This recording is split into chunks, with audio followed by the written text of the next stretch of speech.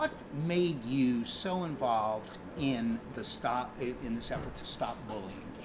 Well, I think that, I mean, I have 3 children, of course. I was a kid, and we were all kids once. And there was a time when, of course, there were always schoolyard bullies. Nowadays, there's no escape. There's no safe haven because the bullying can follow you everywhere because of social media, because of the internet.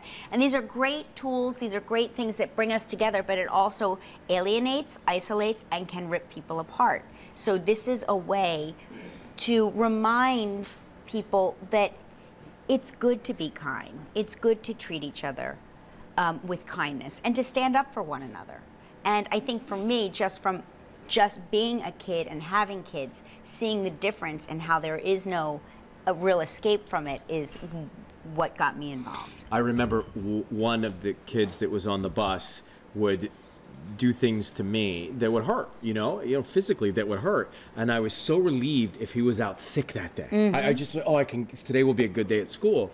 But at least it would stop when we would go home. Now, it's all of the time, it's constant, and it's mean. And you will have a better life and you will live longer if you're kind. It's plain and simple, as a kid and as an adult.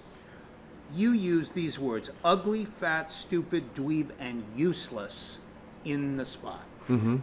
Did you ever hear those words as a kid? I think we all did. You would have a hard time finding people that have not felt bullied at some point in their lives. And a lot of the bullies themselves feel bullied. That's where it gets confusing for people. A lot of people that are inflicting pain are themselves hurt in some way. Yeah. And so it's with that spirit that you have to understand where another person is coming from. And so much of it is group behavior. A lot of times, they've done studies that groups of kids won't intervene on behalf of a classmate because they're so relieved that they're not being picked on, that they will just fall silent and just be a bystander, which is just as bad as being a bully if you're not standing up for someone. And you're so much stronger to be kind to somebody. I've told this story many times where I hated spring break because it meant I had to take my shirt off, and I was not comfortable with how I looked at the pool, so I would swim with my t-shirt.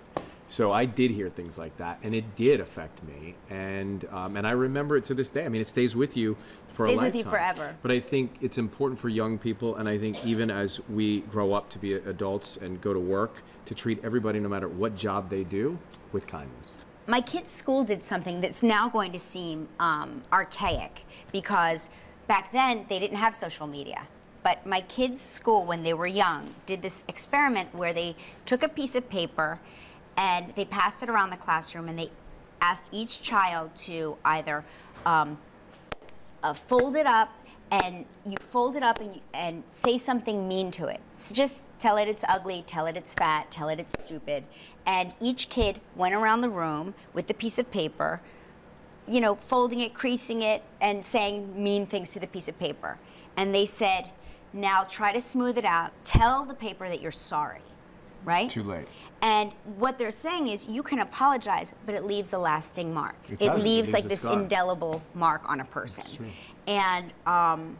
And so sometimes people can become very compassionate from that, and sometimes people can go the other direction. And so I think that's what the campaign encourages, is going into the direction of kindness and compassion. You have a very personal spot in which you said, I was the kid, and I could relate to it because I was the same kid doing the imaginary radio shows in the bedroom, and it's already getting a great reaction. Was that a conscious choice on your part to, I'm just going to put something out there personally, Ryan? I think when you're talking about something like this, we all have stories, and you can connect when there is a personal story. And for me, part of the Choose Kindness campaign is also about celebrating your uniqueness.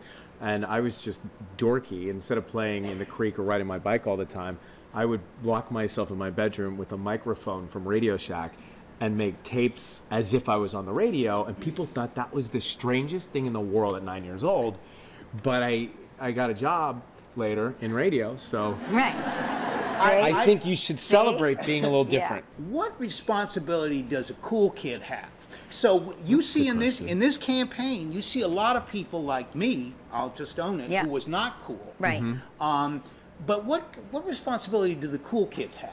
So much of being a teenager, particularly a 15-year-old boy, you don't feel like a cool kid. You know, especially if you've started a new school or you have any challenges in your life, it may feel like not cool. But I will say that you have a higher responsibility. If you are somebody that can control the narrative or the way the room feels, the classroom feels, because there's always kids, you know, social hierarchy, right? There's always somebody that can control the mood of the room.